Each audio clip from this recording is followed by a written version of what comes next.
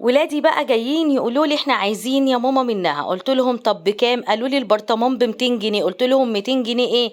استنوا، ده انا هعمل لكم 2 كيلو منها في البيت وبربع الثمن. يلا اعملوا لايك وشير وصلوا على النبي في الكومنتات واعملوا متابعة. اول حاجة جبت 2.5 كوبايات من اللبن اللي بيغلي، لازم يكون اللبن معاكي بيغلي.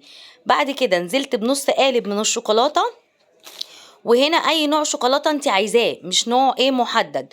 ونزلت بباكو بسكوت كبير، تمام، 125 جرام. وقلبتهم كده كويس قوي قوي قوي معايا واللبن ساخن.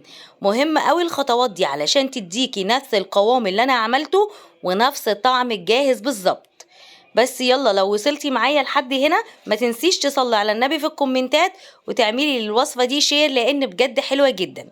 قلبتهم كده. طبعا بقى محتاجين ان احنا ناخدهم على الخلاط او الهاند بلندر او الكبة اللي موجود عندك.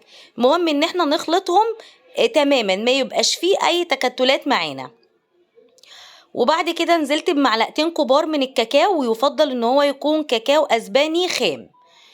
ونزلت ب3 معالق من السكر، وهنا السكر حسب الرغبة، وظرف من الفانيليا، وكيس نسكافيه بالبندق، او ممكن تحطي معلقتين بندق مجروش.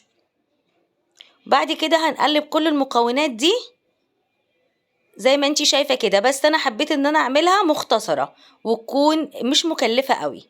بعد كده بعد ما قلبتهم رحت رجعت خدت الهاند بلندر وضربتهم كويس قوي قوي عشان اضمن ان كل المكونات امتزجت.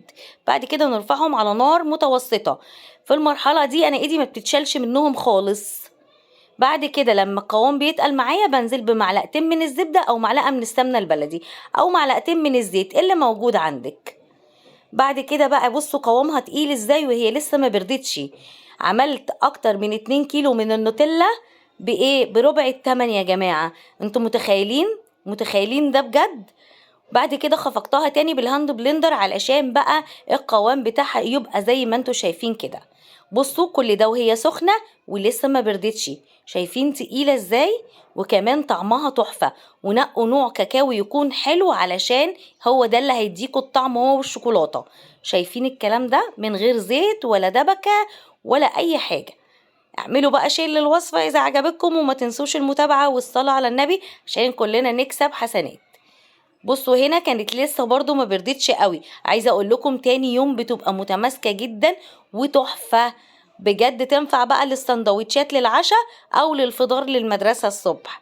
لو عجبتكم الطريقه اكتبولي في الكومنتات عشان اعمل لكم حاجات تانية شبه كده كتير، وكمان توفري وما تشتريهاش من بره وتعمليها في البيت اوفر واحسن وكمان انضف.